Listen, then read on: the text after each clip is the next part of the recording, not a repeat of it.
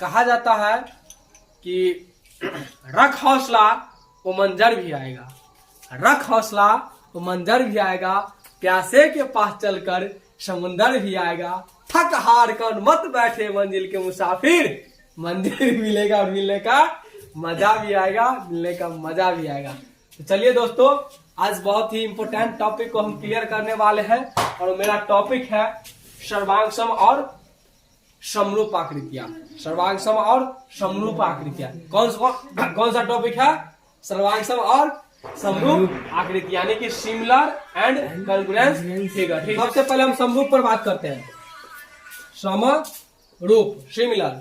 समरूप को यदि आप संधि विच्छेद करते हैं, ये दो शब्दों से मिलकर बना है सम जोड़ रूप, जिसका अर्थात जिसका रूप क्या हो? अर्थात जिसका रूप क्या हो जी? समान। जिसका रूप क्या हो? समान हो। समान हो। क्या हो? समान हो। सिंपल सी बात, जो देखने में समान हो, जो देखने में क्या हो? समान हो, उसको आप समरूप कह दोगे। जैसे मैं और आप, नहीं, आपका भी 2 हाथ है, मेरे पास भी 2 हाथ है, आपके पास भी 2 पांव है, मेरे पास भी 2 पांव है, नहीं तो हम आप देखने में समान है। लेकिन एक बात बताइए, मोटाई लंबाई चौड़ाई क्या समान है? इसको मापेंगे तो समान है? नहीं है।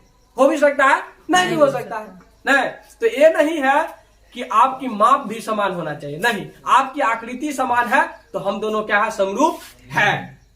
ठीक है, एक बिल्ली दूसरे बिल्ली के समरूप होगा, चाहे उसकी लंबाई कुछ भी हो। क्यों? क्योंकि उसको भी जैसा ढांचा है उसका भी वैसे ही ढांचा है। ठीक है, तो सिंपल सी भाषा में जिसका रूप क्या हो? समान हो, वही क्या कहलाएगा? समरूप कहलाएगा। नहीं, अर्थात जिस मतलब इसमें आकार बराबर होगा। आकार क्या होगा? बराबर। बराबर मतलब बराबर आकार के होगा, लेकिन माप जो होगा ना, माप बराबर हो भी सकता है, बराबर हो भी सकता है और नहीं भी हो सकता है। समझ रहे हैं? जैसे मान लीजिए एक अपने पास ए बी एक रेखा खंड है जिसकी लंबाई 5 मीटर है। कितना? 5 मीटर। और दूसरी रेखा है, रेखाखंड जिसकी लंबाई पी क्यू है, पी क्यू जिसकी लंबाई आप ले लीजिए 6 या 7 मीटर।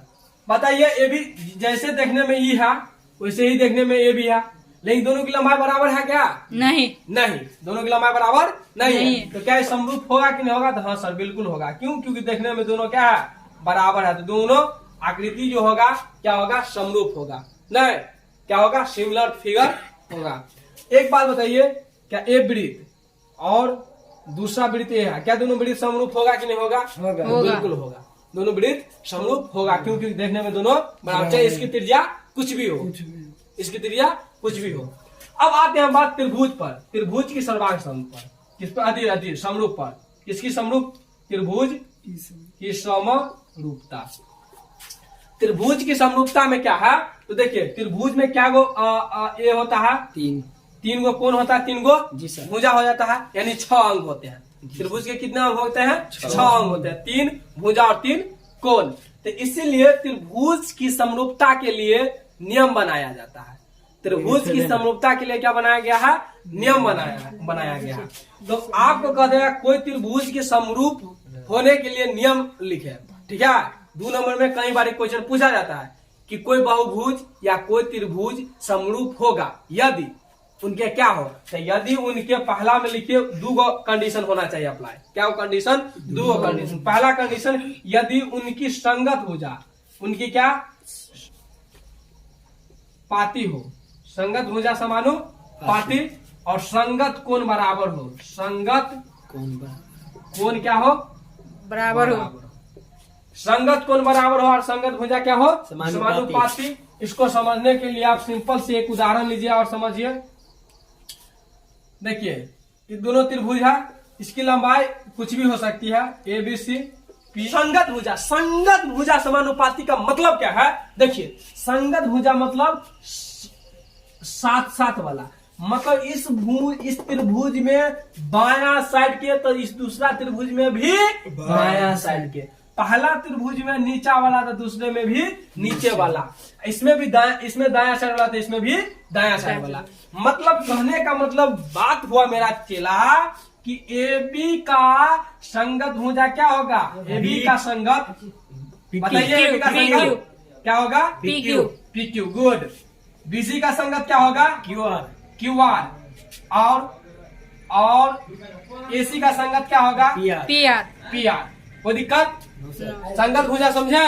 तो ये संगत भुजा है, समानुपाती होना चाहिए। क्या होना चाहिए? समानुपाती। तो चला यहाँ पर भी आप एक बात को समझिए, देखिए एक बात समझिए, संगत भुजा समझ गए, समानुपाती को समझिए। किसको? समानुपाती। समानुपाती को तोड़ेंगे ना तो समान जोड़ अनुपात, मतलब जिसका अनुपात क्या हो? समान हो। मतलब ये भुजा लंबाई कुछ भी होगा, ये नहीं लंबाई बराबर हो। बराबर और समान और समानुपाती दोनों में फर्क है। समानुपाती और समान दोनों में क्या है? फर्क है। तो फर्क क्या है सर? तो देखिए इधर क्या फर्क है। देखिए समानुपाती का मतलब हुआ कि देखिए उसकी लंबाई कुछ भी होगा, बट उसको काटेंगे ना तो बराबर में आना चाहिए। जैसे एग्जाम्पल स्वरूप आप देखिए, यहाँ इसकी हम AB की लंबाई ले लेते हैं कितना? 4। इसकी लंबाई ले लेते हैं हम 3, ठीक है। इसकी लंबाई ले लेते हैं हम 5, ठीक। इसकी लंबाई ले लेते हैं हम मान लीजिए 8, इसकी लंबाई ले लेते हैं 6, इसकी लंबाई ले लेते हैं 10। अब देखिए दोस्तों, अब AB की लंबाई यहाँ कितना है? 4 मीटर। आप सेंटीमीटर कुछ भी ले लीजिए, कोई इकाई ले लीजिए। 4 metre, AB 5 metre, AB 3 metre, सब मीटर में है, ठीक। तो AB की लंबाई कितना? 4 मीटर।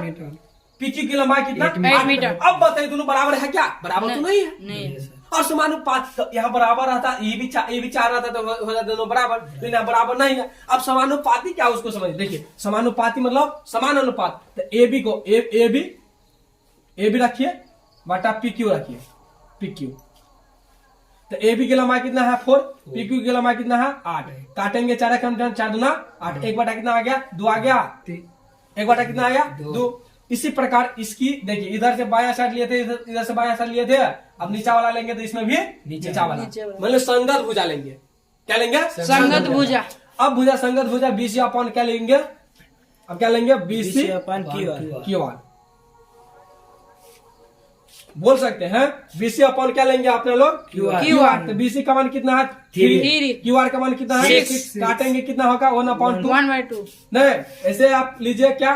AC अपॉन क्या लेंगे? AC अपॉन क्या लेंगे? PR क्या लेंगे? PR। AC का मान कितना अपने पास? 10।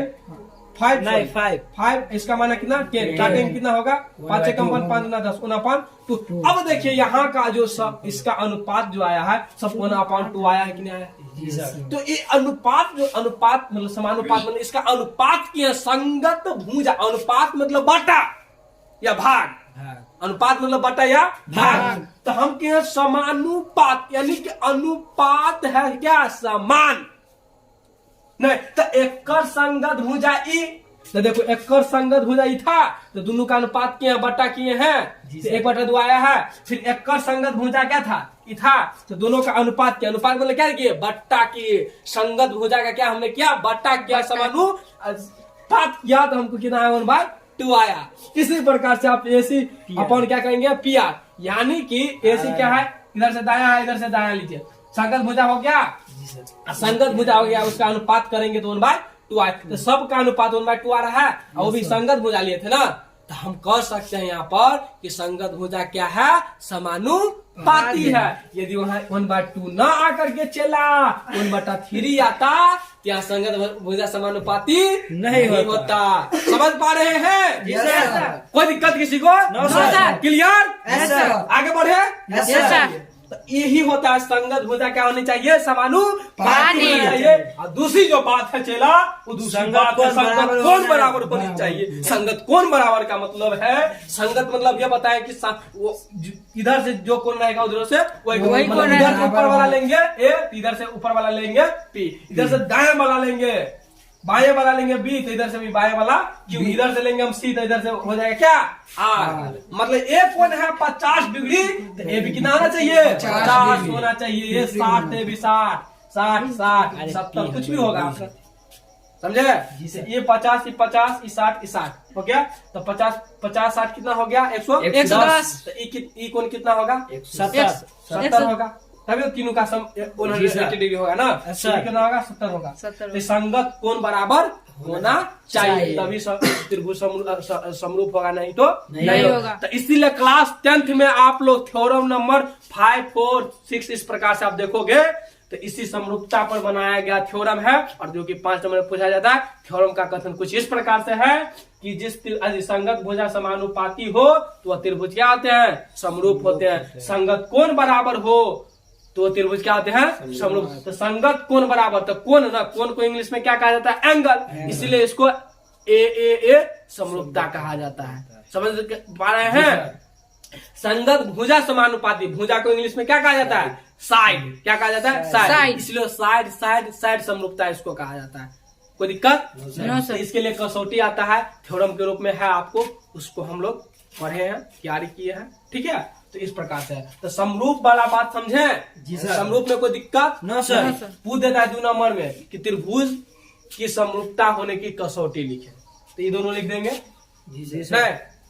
चलिए, समरूप को यदि आप समझ गए हैं तो हम समरूपता यदि अब सर्वांग सम पर चलते हैं, इसको मिटा दिया जाए सर। दूसरा में हम चलते हैं सर्वांग सम, सर्वांग सम, कॉन्ग्रुएंस। सर्वांग सम दोस्तों क्या है, उथा समान आकृति, यह सर्व जोड़ अंग जोड़ समान, सर्व जोड़ अंग जोड़ समान, अंग जोड़ समान। अब इसका नाम से पता चल गया, सर्व जोड़ अंग जोड़ समान, जिसका सभी अंग कदी हो, समान हो, अंग समान यानी कि बराबर बराबर, सभी अंग क्या हो, बराबर। जिस 2 त्रिभुज या 2 से अधिक त्रिभुज या आकृतियां, कोई 2 या 2 से अधिक आकृतियां जिसकी सभी अंग क्या हो, बराबर हो। जैसे सिंपल सी एक उदाहरण के साथ समझो चेला, उसमें क्या था, एक ए बी, एक क्या था चेला, रेखाखंड था, जिसका लंबाई कितना था, 5 मीटर। ठीक उसी प्रकार से वहां पर एक PQ एक रेखाखंड थी जिसकी लंबाई 7 मीटर थी।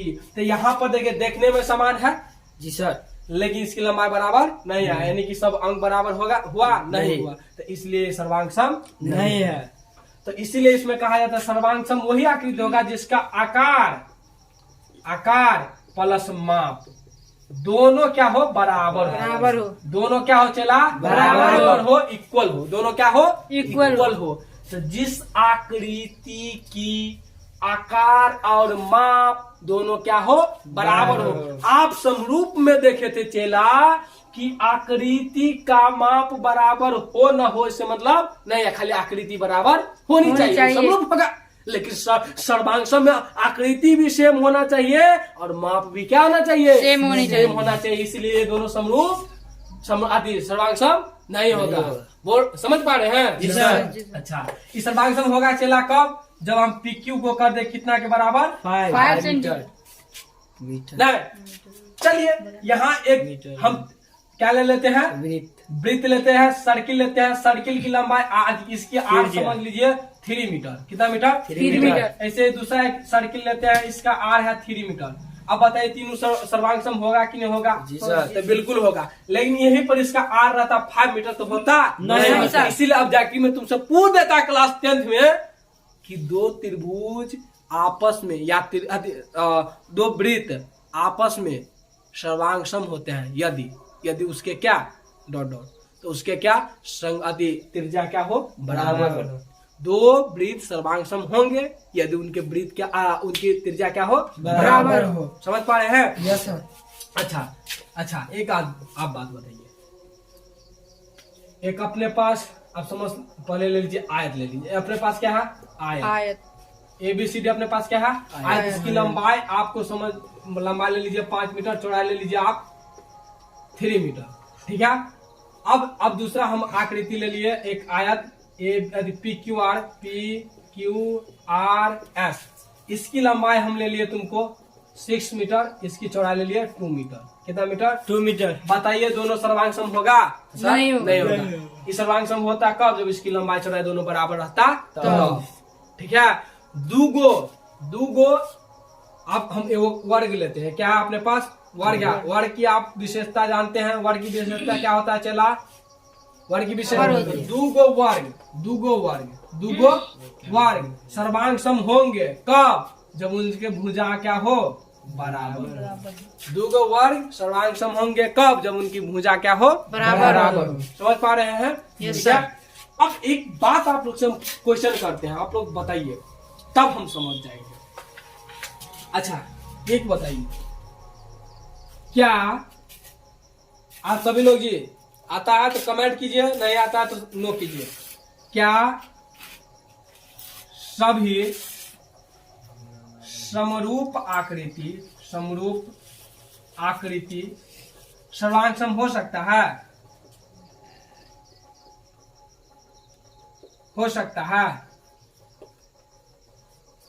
क्या सभी समरूप आकृति सर्वांग सम हो सकता है? जवाब दीजिए।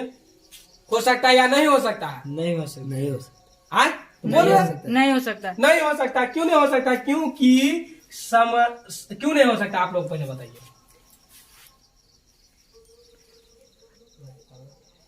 हाँ? क्यों नहीं हो सकता?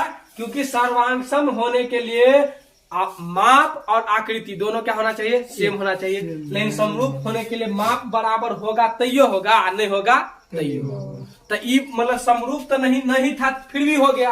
लेकिन सर्वांग सम होने के लिए होना जरूरी है, इसीलिए सभी समरूप आकृति सर्वांग सम नहीं होती। लेकिन कथी लेकिन सभी सर्वांग सम आकृति, सभी सर्वांग सम आकृति क्या समरूप होगा कि नहीं होगा? तो समरूप होगा। नोट डाउन एकदम वीवीआई पॉइंट। सभी समरूप आकृति सर्वांग सम नहीं हो सकते। क्यों नहीं हो सकते? क्योंकि समरूप होने के लिए केवल उसकी आकृति बराबर होना चाहिए, उसकी माप बराबर हो न हो से मतलब नहीं। लेकिन समरूप होने के लिए मापो बराबर होना जरूरी है, इसलिए समरूप आकृति सर्वांग सम नहीं हो सकती है। लेकिन सर्वांग सम आकृति समरूप हो सकती है। कोई दिक्कत?